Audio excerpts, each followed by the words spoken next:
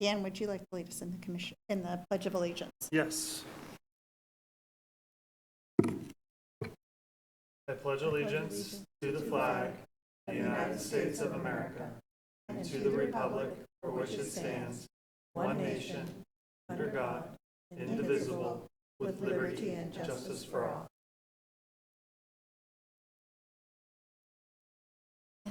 So a reminder to everybody else is you'll need to push the button on your microphone. Oh, good, I was going to ask. Thank you so much. All right, just a reminder that if you wish to make a public comment, there are public comment cards over on the side, and please fill one out. Seeing nobody in the audience that would make a public comment, I think that we can move on to our regular agenda item, which is our report from the Chamber of Commerce. And Chair, I'll go ahead and do roll call before we get into yes, the agenda. please. Sorry. Thank you. Commissioner Dawson? Commissioner Guerra? Present. Commissioner Kim? Commissioner Singh? Commissioner Thomas? Vice Chair Olson? Present. And Chair White. Present. Thank you. We have a quorum.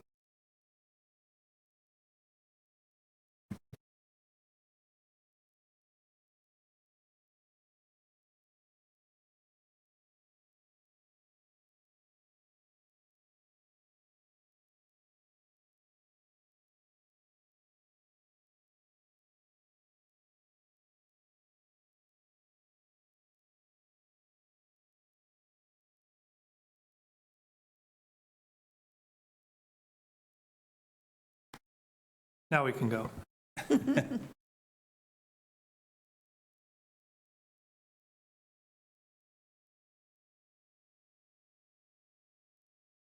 evening, Chairperson and members of the Commission. Diane Richards here, Economic Development Manager and Interim Economic Development Director. It's my pleasure tonight to introduce Denise Donkey, whom you already know, but she will be giving the annual report for the period of September 2021 through August 31st, 2022. And before she does that, I just want to say that we could not have done this without the Chamber's support and all the businesses' support during the pandemic. I believe that through the Chamber's partnership and our own staff, getting through this past, really 2 years and all the craziness that went on with businesses closing and masks and everything else, I just want to say I think West Sacramento fared pretty well in our business community. I mean, there were some closings and some permanent closings, but I think we overall have done really, really well. So with that, I will introduce Ms. Donkey.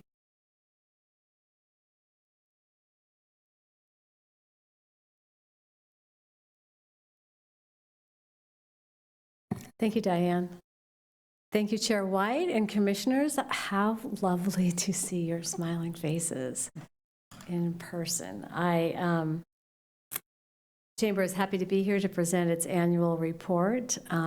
There were, if you, in the packet, it describes kind of the stutter stepping that we call agile thinking, that in the contract periods to cover the need that was so great in a really crisis time. And I would agree with Diane. I think that given feedback from colleagues in the region, I think West Sacramento has come through it. And not that it hasn't been difficult and not that it's not still difficult, but it's optimistic. So I am happy to answer any questions you might have after your review of the scope of work in the packet. And, I remain adverse to reading to you what you have already read. So if there are questions or specifics, happy to answer any questions at all.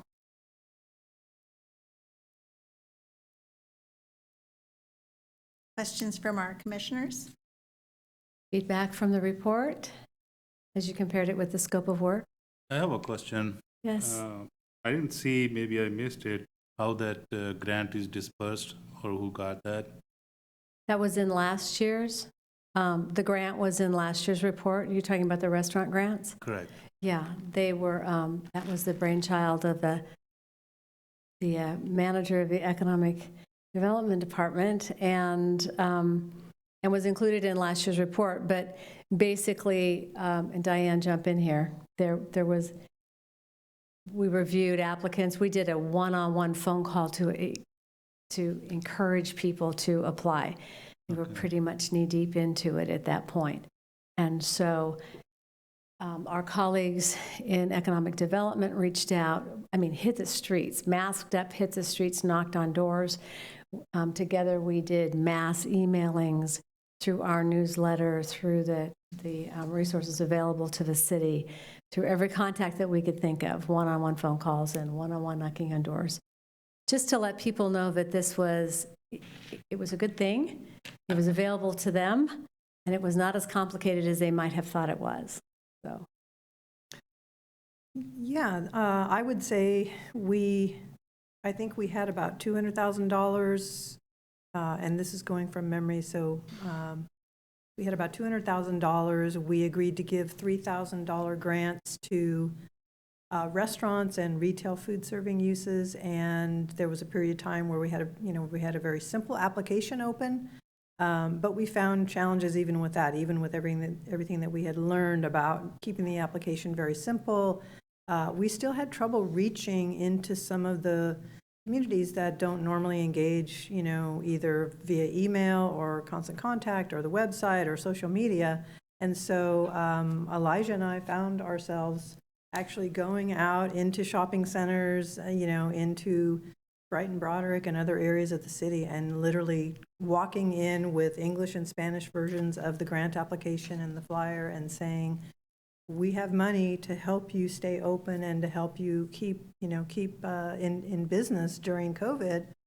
And that was the most successful thing, honestly. I think it was the one-on-one calls that made the big difference. Yeah, and we had council members reaching out, we had city staff reaching out, we had. And the chamber was a huge part of that outreach through their own networks and ties in the community. So I think overall we did about 35 total grants of $3,000 each, and we had, we ended up giving a second round to some of those businesses, giving them another $2,000 on top of that, and the letters and emails that we received thanking us and saying this was really needed at the right, it was a critical time for us, and it helped us, stay in business, like Treehouse Cafe and some of the other restaurants that had just opened before the pandemic hit.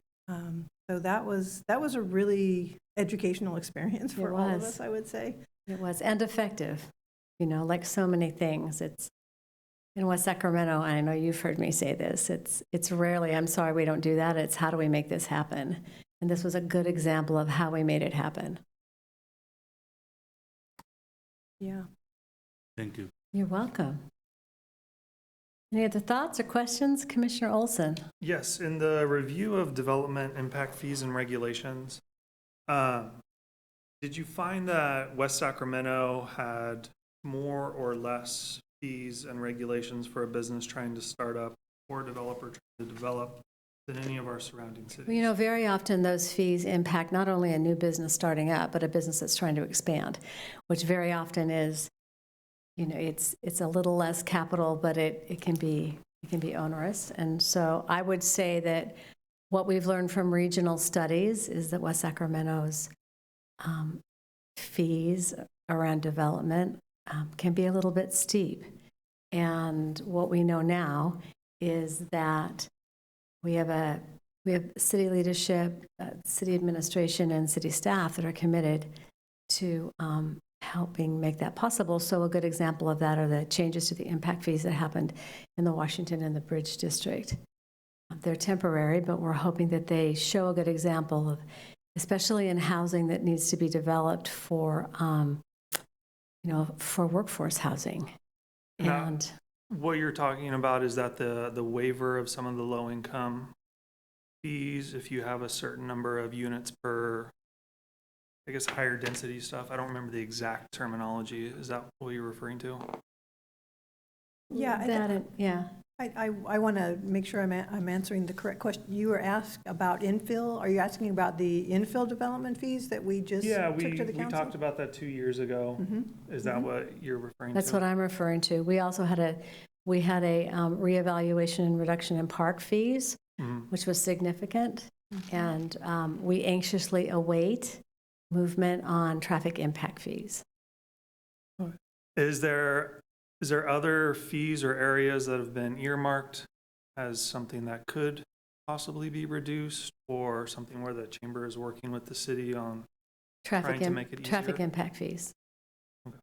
Yeah, that would be at the top of that list. And then you also have to remember that for things like housing, the school district has needs, how schools need to be built. So there are a number of things that contribute to that. Sewer hookups, for restaurants, all of those things, which are, difficult to deal with, maybe coming out of a pandemic, but something that we've been talking about for 20 years. So, Thank you. You're welcome. Any other questions? Other feedback? So the good news about this list, and this is just a sample of the businesses that the chamber and our colleagues at the city have been engaged with to move things forward. And I tried to pick kind of a variety of different issues, but the good news is many of these are folks that were opening new businesses here, coming out of a pandemic. And so we're always available to help. Sometimes it just takes a little maneuvering. Denise, I wonder, as we look forward to 2023 and changes that are happening, particularly in the economy right now, what are you hearing from the business community? What are they worried about? What are they looking forward to? What should our commission be thinking about as we look at our work plan next year? We're looking for opportunities to support small businesses, to work with regional colleagues and organizations to support small businesses. You could probably, when that comes about, I'm sure that will. You'll have opportunity to hear about that and help support and encourage that. Right now, businesses are, right now, maybe the entire country is quietly holding its breath to see what happens next with the economy. It's not a surprise, I believe, and I'm speaking just from experience in my role, not on behalf of the chamber, but it is not some of what we're seeing right now we thought we would see sooner, and so just the working through it and the waiting and watching to see what, and we are being impacted by global occurrences, So I don't know if that answered your question. Right now, everyone is still having a struggle finding folks to hire. It's no matter the industry sector. It's a struggle to hire people. There are still some supply chain issues in really specific manufacturing sectors that we have in our community. We have some businesses that are just right on the edge of getting ready to expand. And just off the top of my head, if their product requires water and we're in a drought, then there are those situations too. I wouldn't say, I would say it's almost like a holding and watching right now, but working really, really hard. Working really, really hard with fewer people. And so you'll see restaurants that are closed on Sundays and Mondays, like back in the olden days, and people that are doing their very best, working hard and doing their very best. I think the next 6 months will tell. And I'm also going to say something about last year's work, too. I am finishing up a report for a project that the city of West Sacramento and SMUD are doing together, which I know sounds weird, and it is about vehicle electrification. But as I'm writing this up, I realized that because of the work that you and Diane did in 2021, how clean our business license list is.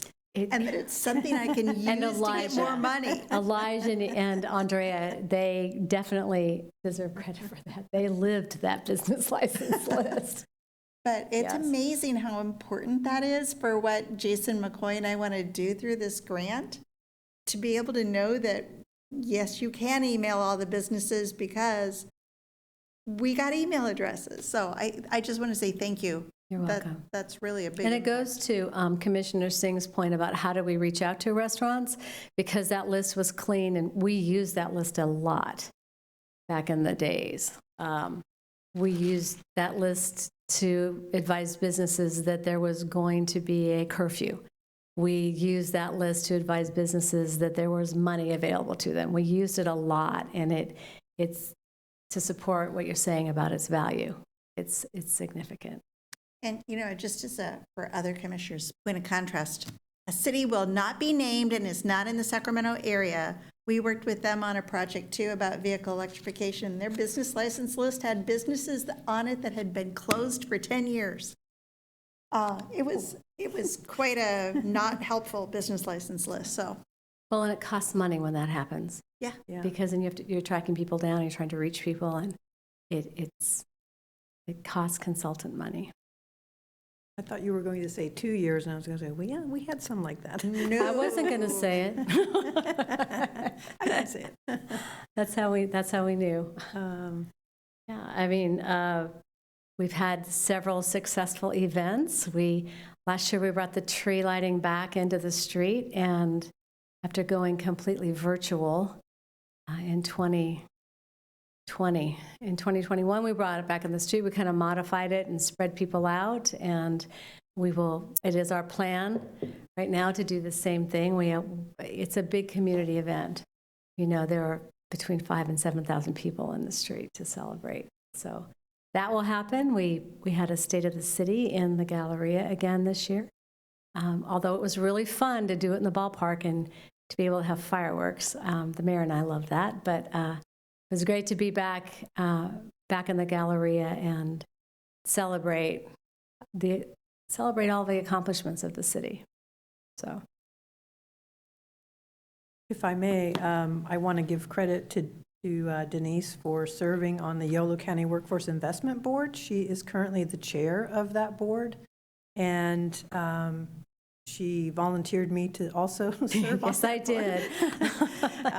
did. But I think what's relevant is you ask, you know, what can this commission be thinking about for next year, and what are some of the challenges that businesses are facing? And certainly Denise rightfully acknowledged that labor, hiring people is a real challenge. And with the unemployment rate being at 3.2% right now, it's almost a historic low. In fact, I think it may be a historic low. Yeah. So that is a big challenge, and you know, we are sort of, you know, we've run out of tools. What do we do? You know, what do you do? I mean, the workforce, we've pretty much you know, reached deep into the workforce, but it is what it is. And so I think, you know, rightfully so, some of these restaurants are having to reduce hours, and then to business regulations, the small businesses really have a hard time navigating the permitting system because it's complicated, and they have to hire an architect or a design professional, and that is usually some substantial investment in terms of hiring a person to do that, or having to draw it up themselves. And so for future meetings, we will be coming back to you in November with some small business program, a workshop to discuss other examples of other programs and other cities that they've done, so that we can get your input and feedback on moving forward some of those small business assistance programs. You know, moving through for small business, and remember, a small business can be categorized as 500 employees or less, but for a classic micro or small business, the calls, the help that we provide most directly, most frequently, is with the permitting process. Or maybe they've waded into it and now they're just kind of floundering. I didn't, because of confidentiality, I can't really list those on this, but I would agree with Diane that moving through, and some of it is state regulation, some of it is Yolo County. It's not like it's specifically the cities. It is that it generally is a thing that's really difficult to do yourself, just to be honest. You need a consultant, or you need an architect, or you need an engineer. So that is a true thing, and we are looking at ways to help mitigate that at the front end. It's the old, you don't know what you don't know until it's too late. From the Workforce Innovation Board, the WIB, with Yolo County, I'm finishing I've been on the board for, to help support workforce development for several years, but I'm finishing my second term as chair of the board. And I would encourage any of you that own a business in Yolo County, if you'd like more information about sitting on the Workforce Innovation Board, I would encourage you to do that. I have learned a ton. And I think Diane too, it's what we do all day long, but we need businesses. We are required to have X number of businesses represented, X number of, unions and labor, X number of education and county. So we would, reach out to me or reach out to Elaine Lytle at Yolo County, and we'd welcome. I'm happy to answer any questions you have about it. It's a good use of time. And it's important that we have representation from both sides of the causeway. Well, I'll contact you about that. You see my look? Yeah. Thank you, Commissioner Singh. Any other questions? Anything else? Any ideas? Is there anything else that business owners have reached out to you about that they foresee as being difficult for their businesses besides the labor force? Yeah. In a general sense, not individual business to business. In the north part of town in the Washington district, and all the way down into the Bridge district, those businesses have certainly been impacted by the slow return of the state of California and the modified return of the state of California in those two big buildings. At one point, there were 2,400 employees between the Department of General Services and Cal STRS. So that's an impact, so it's not, it just is. We have a brand new business, Teriyaki Madness. We have a brand new business, Midway Bar and Grill, and then Treetop Cafe, and they're just waiting, for things to come back. So certainly that. I think that amenities in the Bridge District, like Cirque du Soleil, was a nice kind of lovely shot in the arm for folks that would, park and then go get something to eat, especially local folks that know, where to find it. I'm sure Whitey's did a banner business with Van Gogh, so that is a good thing that happened. But, we have some legacy businesses that are making different decisions for their families, and so it'll be interesting to see how that plays out.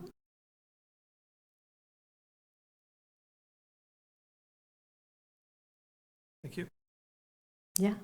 I have to admit, I was parked at Streets of London yesterday for a while, passing out all charity raffle tickets to groups, and I was surprised at how busy that place got between 4:30 and when I left at 6 o'clock. And I'm thinking, gosh, wasn't that long ago that you come here and nobody was in here at 4:30 or 5 o'clock. So it is good to see some of our established businesses, their clients are coming back. They are, yeah.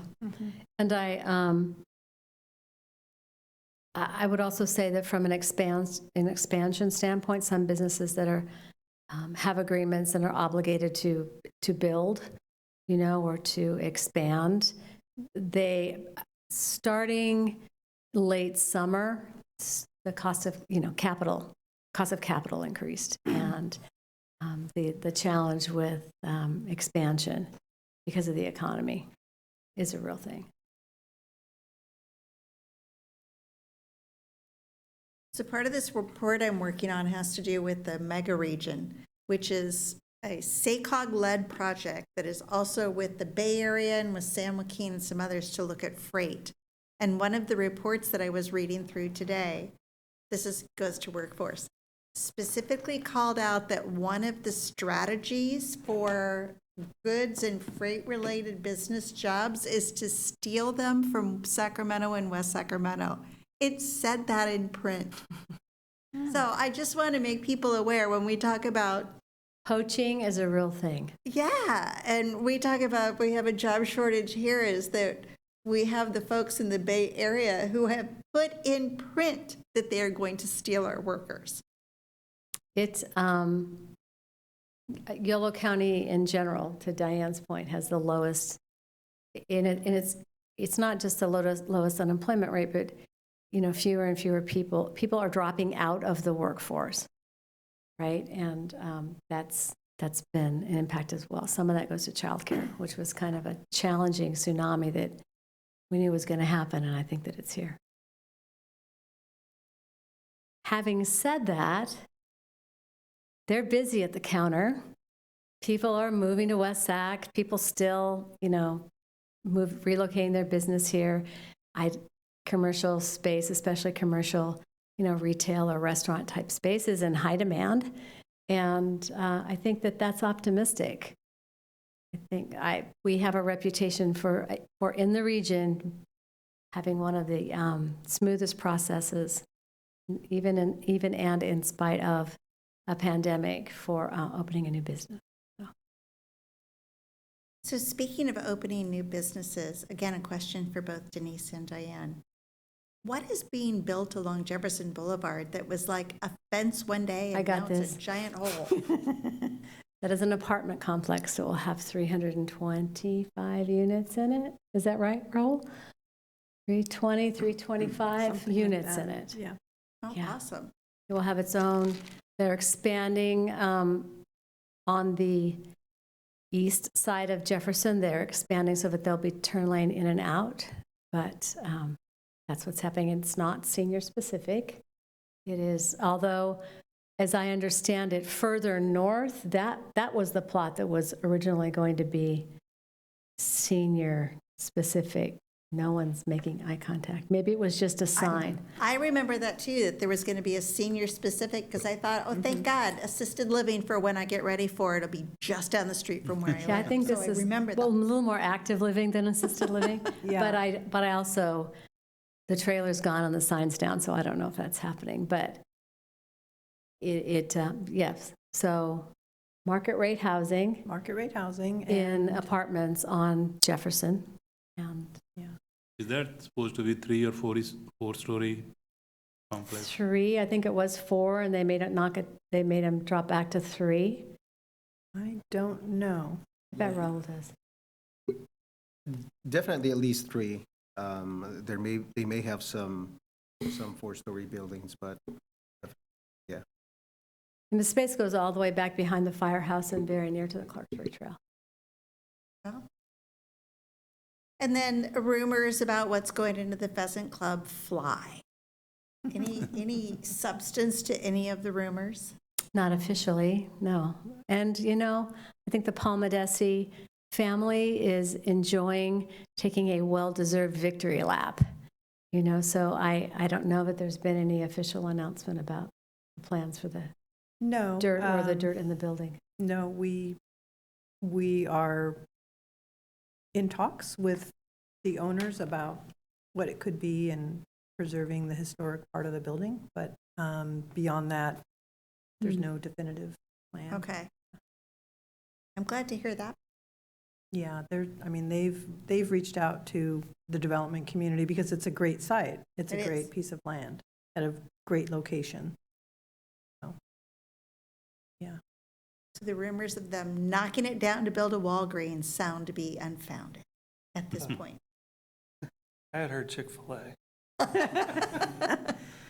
I'm surprised someone didn't say Trader Joe's, but Or a Red Lobster. I was not going to say that. Thought it was quick. I've moved beyond the Red Lobster thing. Check your zoning, and then you'll know what can and cannot Yes. be put there. Okay. Yeah. But So can I answer any other questions or any feedback for us for this yeah, Team. what should we be doing that we're not doing? team of or- rock stars?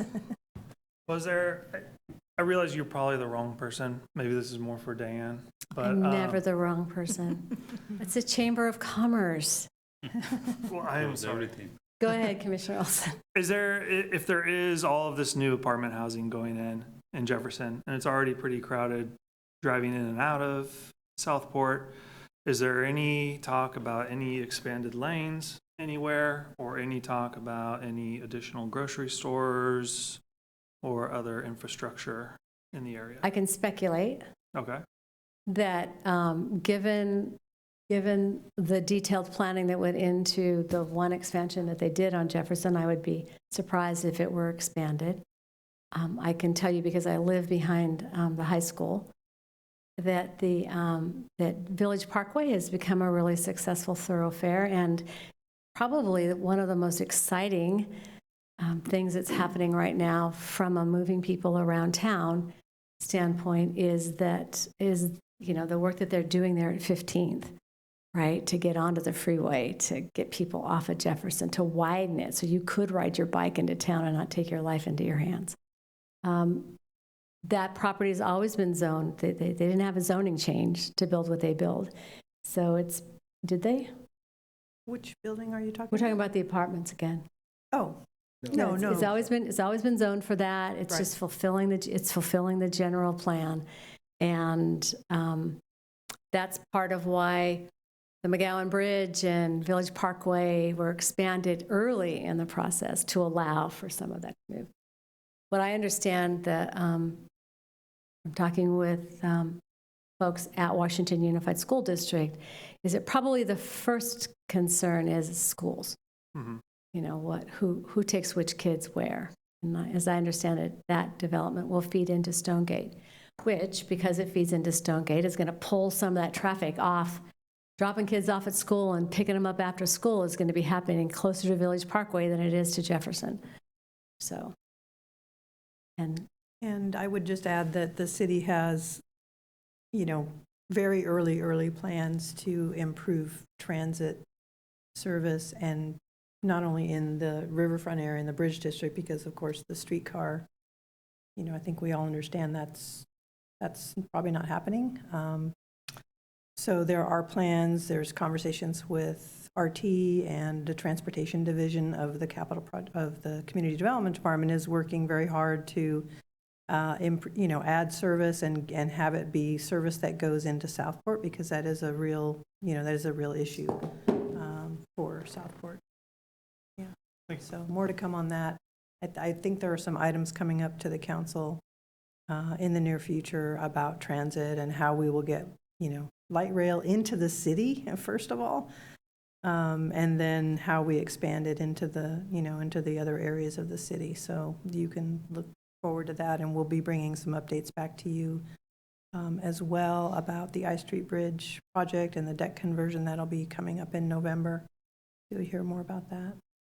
from an economic development standpoint, when a city starts to strategically and effectively build to its general plan and the master plan, then when we were just talking about jobs, right, and the difficulty people have. We've always had more jobs here than we had people. So now maybe the workforce increases by virtue of the folks that are moving into a higher density. Maybe, another grocery store. We have identified food deserts. It's not in that part of town. Right. Because of both Target and Nugget, and then Rayleigh is so close on West Capitol. But it certainly will help drive retail, right? Mm-hmm. So from an economic development standpoint, it's optimistic. I remember Diane telling us on this commission years ago about how businesses count rooftops to decide. So, that's 300 more rooftops that gets us closer to where we need to be to have some of these other businesses choose to live, like a hospital on our side of the river. We don't have enough rooftops for it yet, so. Yeah, that. Retail, yeah. Retail follows rooftops. Yeah, retail, I would say. Retail and schools. although retail has been irreparably altered since the pandemic. So there's that, and the office uses, the work from home is with us for a while and has also altered development patterns. Not a question, but a comment. Just extremely impressed with all the work that's been done towards homelessness and the lack of negative impact that it's had on businesses compared to what it could, be, comparatively speaking. And I just encourage us to continue to move down that track and continue to progress and do all we can to minimize the impact of homelessness and address that issue. I would tell you that in some parts of the town, it's a significant impact to business. And that when we surveyed our membership, we survey our membership every year. And when we surveyed our membership this year, people are compassionate, they understand. But for the first time, homelessness was by and far away the top of the list of concerns about the effect of homelessness on businesses, especially in some of the, actually everywhere. I mean, literally everywhere. Our office is off of Halyard. Sometimes it looks like a trailer park in Barstow. I mean, we get it, we understand, but it's changing. And some of that goes to people working at home when there aren't as many eyes on the street. So there are some wonderful new developments to support the unhoused, and the Mercy Coalition is opening up a new cafe, and so there are really good things happening. But I would say homelessness in some areas has grocery stores on West Cap that had an employee attacked with a woman wielding a broken bottle. I mean, it needs to be dealt with, you're right, and we are very proactive in West Sacramento. But it's a big concern from the business community right now. Just a little insight from a super secret survey. No, it's not that secret.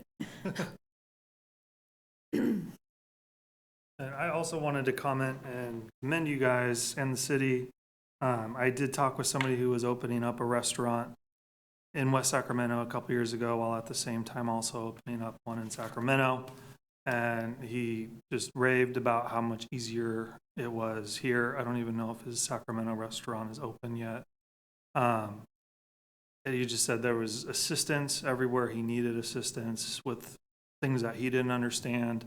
And it just went so much faster, cheaper, and easier. Great. That's good news. We have a new restaurant. We have a new cafe to talk about. Have you talked about that with this group yet? No, that was in my little report, but please go ahead. No, you do it. No. So Kind of blending our agenda items here. That's okay. Yeah, Okay. we probably, I'll wait for it. we can finish the report and then, they Yeah. can have their recommendation. But Insight Coffee and Sun and Soil Cafe has opened at 3650 Industrial Boulevard. And I would encourage you to stop by and visit and patronize it and tell all your Inside friends. Coffee. Inside Coffee. They yeah. are they're doing all their roasting here. And they have a little cafe you can, grab and go. Coffee. Yeah. They even have a meeting room. You can So- actually have a meeting there, and they have They opened healthy last foods, week. they have juices, they have smoothies, they have breakfast sandwiches, they have desserts. Is that where the Euro restaurant used to be? Sammy's? No, it's across from the post office, Yeah. kind of. It's Yeah, in that's a- kind of where Sammy's was for years Oh. and years. It's next to the Fire Museum.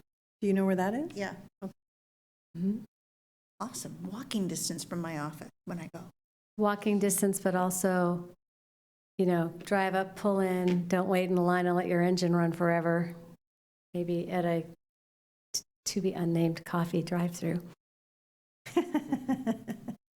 So that's really big news. It's more food-related manufacturing. They chose West Sacramento because, to Commissioner Olson's point, they knew they could they found themselves without a home. And they knew they could move faster here, so And that was a chamber referral, by the way, I might add. it was. Good work. Good job. So go buy coffee. Or tea, or juice. Any other questions? Would love to welcome any of you to the WIB. You probably all have my cell phone number, and if you don't, Diane will give it to you, or Chris. Love to hear from you and your ideas. The Chamber enjoys both our relationship and our contract, which is unique in the region. I will tell you, this level of collaboration, really unique and effective, and makes it a pleasure to work here. So reach out, tell us all your good ideas. I'll see you in a year. All right, if there are no other comments, we're going to thank Denise for her report, and I do need a motion from one of the commissioners to accept the report and recommend that it be provided to City Council. I move to accept the report and move it on to the city council. Seconded. Okay, so it's moved by Commissioner Olson, seconded by Commissioner Singh, and I do not believe we need to do roll call votes anymore. I think we can all just call it group vote. Yes. So all in favor of the motion, say aye. Aye. Opposed? Abstain? Okay, the motion is passed. Oh my gosh, that like cuts a half an hour of our meetings out. I'm on a Yolo County Commission that has like 14 members, and everything has to go all the way around the room for every single thing. All right, moving on to our general administration function. I do want to ask a question first. I didn't see minutes from our February meeting, and so I just want to be sure that we didn't have meetings we were supposed to review and approve. We're going to have those meetings at the next meeting. Okay. Unfortunately, as you probably noticed, the newbie is out on maternity leave, and we couldn't find the minutes from the February meeting. We looked through all of her files. We didn't want to call her, so we figured we could take those on at the November meeting. Absolutely. Okay, thank you. I just want to make sure I didn't miss anything. So we are on to our item number 3A, requests and comments from the commissioners. Requests or comments other than, can we have coffee at our next meeting from our new coffee shop? Item B, our staff updates. Oh, so there were no requests from the commission? I did not hear any. Okay, well, I made some notes about the earlier comments and questions, so we'll address those. Staff updates. Raul, do you have anything? Yeah, so I do want to share just briefly, as the commission may be aware, the staff has been working with Jamboree Housing on the development of the West Gateway Place Phase 2 project, which is just down the street at the corner of Tower Bridge Gateway and West Capitol Avenue. We are getting closer to breaking ground. The developer needs to be able to pull building permits by November 9th. We are anticipating taking an item to council on October 19th to get approval of the loan commitments, the loan documents, the purchase and sale agreements, everything related to that transaction. And what I really wanted to let the commission know is that we are planning a groundbreaking for the project on October 25th. I don't have a specific time, but once that has been scheduled, we will let the commissioners know so that if you can attend, I think it would be a great opportunity for commissioners to be there and celebrate the future construction of another affordable housing development that's much needed. In relation to the comment earlier from one of the commissioners regarding the issues with homelessness, this is another opportunity for at least some of those individuals to get housed. It is a family project, but it will have 6 permanent supportive housing units on site. And the rents at the project will be affordable at 20%, 30%, 50%, and 60% AMI. Total of 60 units. And that's all I have. Can I have a question? I'm sorry, I didn't think Yes. about it until you said the 20%, 30%. Last year, we saw a presentation from Catalyst and about potentially the city of West Sacramento joining in with the Catalyst Housing, I don't know what we call it, project. And I never saw that go to council. Did I miss that? No, it did not go to council. We had some further conversations with the city manager and with staff and with Catalyst Housing. At this point, we decided not to move forward until we got some additional information from them. There were some concerns that were brought up at the city manager's level about some of the effects of the projects that they would take on and what it meant for the city long-term. So we decided to table that for now and look at it in the future again. Thank you.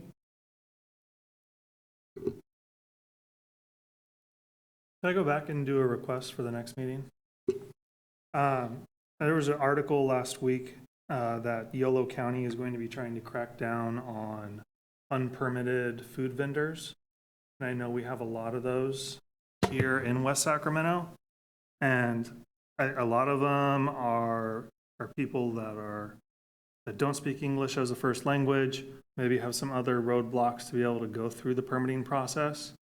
Is there something that the city is doing to help make it so it's easy for people who aren't as sophisticated with paperwork to get through these permitting processes? We have they call it an itinerant vendor permit, and so anybody that wants to have a food truck or a cart of some kind, it's a pretty simplified process. There is, however, I think a background check that has to be done just to make sure that we know who they are, and but I think it's pretty streamlined, but that might be a good topic for an update to this commission about what Yolo County is doing. I did see that headline as well, and I had some questions myself about it. Unpermitted food vendors, yeah. So we can research that and get back to you. Thank you. Yeah, I have to say, I wondered that too. And, once a month, St. Vincent de Paul comes out to the parking lot and feeds folk at the end of food bank. Mm-hmm. And I'm pretty sure they don't have a permit to do that.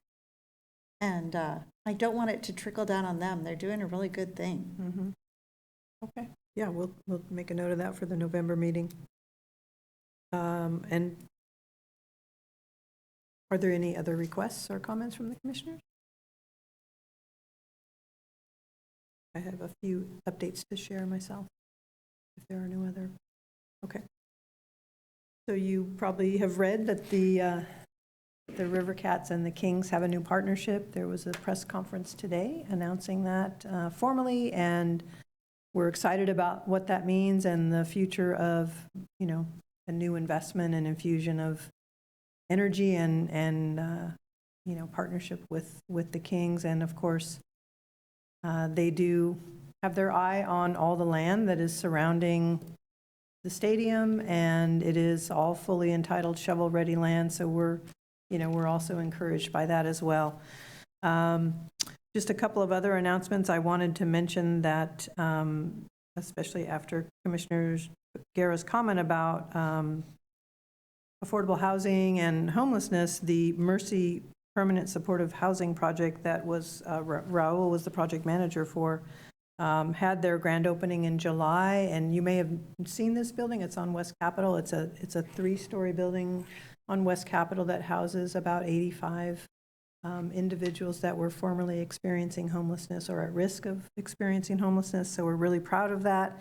And I know that Raul attends Yolo County Commission, as well as I think one of our council members, and that is a model. We were recognized as being a model for really, addressing those kinds of challenges in our community. So we are, it's very much top of mind for us.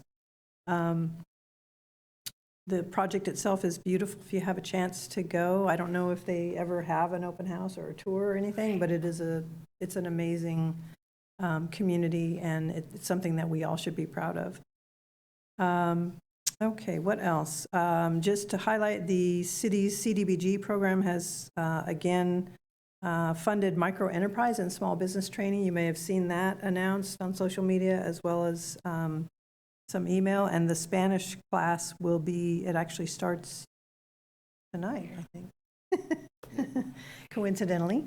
So that program is open. It's a 10-week program, Wednesday afternoons in May. Or no, actually, that was the one that went before. So, yeah, so keep an eye out for that. If you know anyone that's interested in starting a business or wants to get, more training on how to do so, that is something that we're encouraging. And then just a couple of highlights. We mentioned Sun and Soil Juice. We also have a couple of new ag tech companies and sort of technology-related companies, and one of them is GlowGens, and they make a organic microcarbon plant fertilizer, so that's another sort of kind of combination ag and technology. And then, of course, you read probably about Bayer Crop Science and being acquired by Ginkgo Biosciences, and that's a very large company that they have a partnership, and so we've been meeting with them and kind of finding out what the future is for that building over there on Riverside, in the Riverside Business Park. So lots of good things going on in the community, and we continue to have inquiries.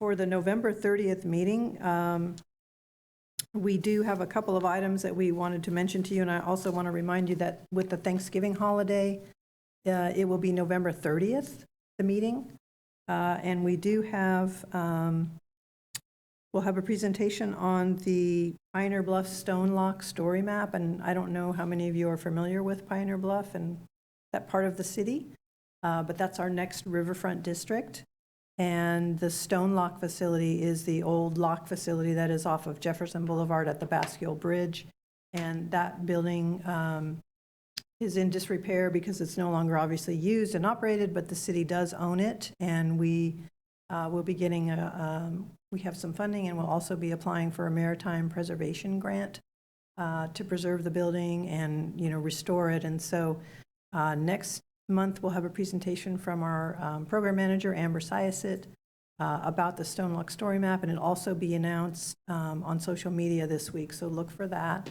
It's a beautiful video of what's to come in the Pioneer Bluff and Central Park area of the city where those two districts come together, Pioneer Bluff and Stone Lock. So we're excited about that, and that was done with an EPA grant that we've been working on for quite some time.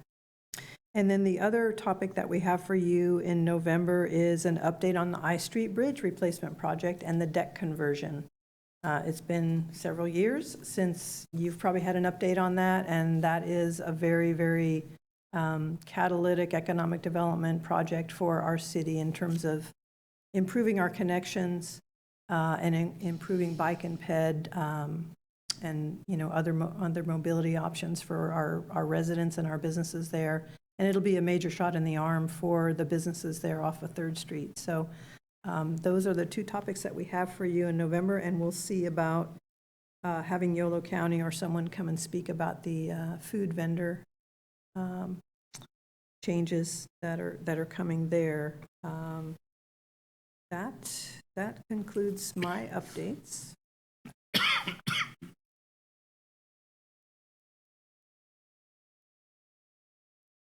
No update from Elijah this week? Okay, or this month? All right.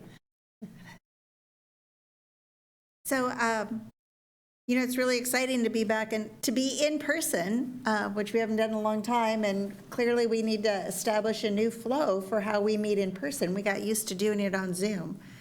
So I do look forward to seeing everybody in November. I also just want to thank all of the staff for being here. You work a full day of work that's extra work to prepare for a meeting and hold a meeting and answer all of our questions. And I don't think we often recognize that city staff don't work a 40-hour work week. And we all got to go home and change clothes before we came here, or come from home, or think that we were going to be on Zoom. And you guys don't have an opportunity to go home. This is still part of being at work. So I just really want to thank you for your dedication and willingness to do this for us. So Thank you. Thank you very much. We thank you for your service in also working a full day and then coming to a meeting. So yeah, we appreciate your service as well. I did forget one thing, one very important thing. I mentioned that next meeting we will also have some examples of small business assistance programs to discuss with you and get your input and comments on.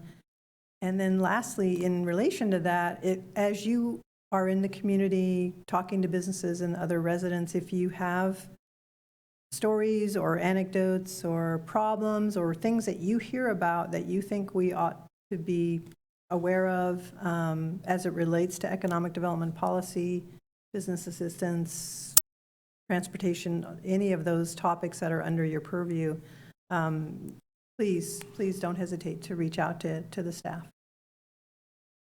All right, and I do have a question for you all too. We got emails to reapply to be commission members. And so I do want to make sure, we would have all been appointed 2 years ago when Martha became our mayor. So everybody has to be reappointed. Is that correct?